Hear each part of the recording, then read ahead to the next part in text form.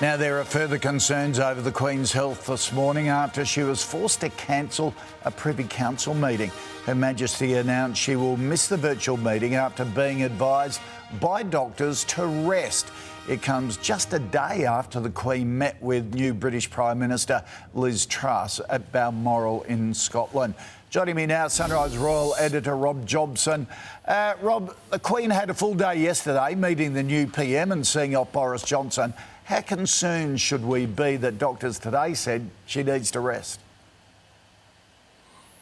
Well, I think that something is afoot, Koshi. I mean, it's very unclear. They're not going to give a running commentary of what's happening with the Queen, but the very fact that they've used the wording of doctor's advice has been used in the wording of Buckingham Palace is slightly worrying. In all the other stories before, it was simply advice and that the Queen will listen to people's advice, but the word doctors slightly alarms me.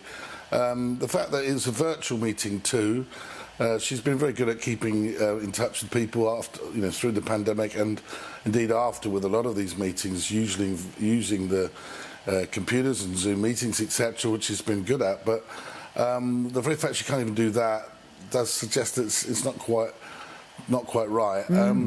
Look, they're not going to give us a major information, but I know from sources that are close to me that she's been pretty frail lately. I mean, she made a great effort to swear in the new Prime Minister and see off Boris Johnson, who both had to fly to her the first time in her reign, that such a meeting took place outside of London and in Balmoral.